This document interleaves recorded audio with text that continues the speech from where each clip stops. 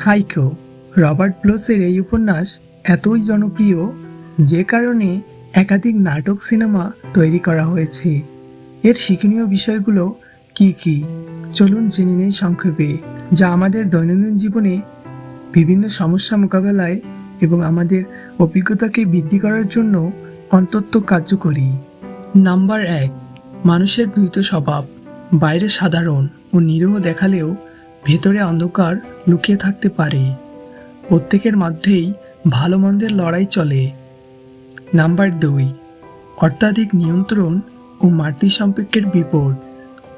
নরম্যানের মায়ের আধিপত্য তার মানসিক বিকারের মূল কারণ। অতিরিক্ত নির্ভরশীলতা বা দমনমূলক সম্পর্ক মানুষকে ধ্বংস করতে পারে। নাম্বার 3, অপরাধ ও মানসিক অসুস্থতার জটিলতা। মানসিক সমস্যা সবসময় সহিংসতার কারণ নয়, কিন্তু অবহেলিত অবস্থায় তা ভয়ঙ্কর রূপ নিতে পারে। নাম্বার 4, দমনকৃত আবেগ ও লজ্জার বিষাক্ত প্রভাব। যৌনতা, লজ্জা ও অপরাধবোধে দমন করে রাখলে তা বিস্ফোরণ ঘটায়। সুস্থ মানসিক স্বাস্থ্যের জন্য আবেগ প্রকাশ ও প্রক্রিয়াকরণ জরুরি। নাম্বার 5, স্বাভাবিক জীবনের আড়ালে বিপদ। ছোট শহর, সাধারণ মোটেল যেখানে কেউ সন্দেহ করে না, সেখানেই ভয়ঙ্কর ঘটনা ঘটতে পারে। চেহারা দেখে বিচার করো না। নাম্বার 6, অর্থের লোভের পরিণতি। মেরির টাকা চুরি করার সিদ্ধান্ত তার জীবনকে বিপদের মুখে ঠেলে দেয়। ছোট অন্যায় বড় বিপর্যয় ডেকে আনতে পারে। নাম্বার 7, মানুষের অজানা দিক জানা কঠিন। আমরা অন্যের মনের গভীরে কখনো পুরোপুরি ঢুকতে পারি না। এটি সতর্কতার শিক্ষা দেয়।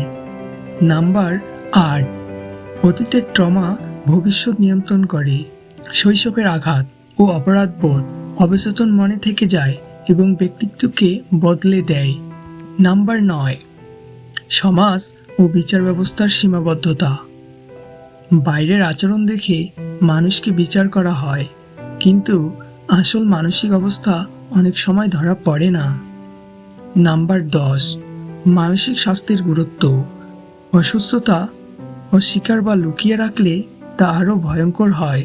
সাহায্য নেওয়া ও চিকিৎসা অন্তত জরুরি। পরিশেষে এই বইয়ের সারকথা হলো, রবার্ট ব্লোসের এই উপন্যাস মূলত মানুষের মনের অন্ধকার দিক ও মানসিক বিকারের ভয়াবহতা তুলে ধরে। এটি হররের পাশাপাশি মনোবিজ্ঞানের গভীর অন্তর্দৃষ্টি দেয়। বাইরের শান্তি দেখে বিশ্বাস করো না, নিজের ও অন্যের মানসিক স্বাস্থ্যের খেয়াল রাখো। বইটি হিচকের বিখ্যাত সিনেমার চেয়েও মনস্তাত্ত্বিকভাবে আরও গভীর। এই পয়েন্টগুলো থিম ও শিক্ষার উপর ভিত্তি করে তৈরি করা হয়েছে। ভালো লাগলে ভিডিওতে একটি লাইক দিয়ে যাবেন। আপনাদের অসংখ্য ধন্যবাদ।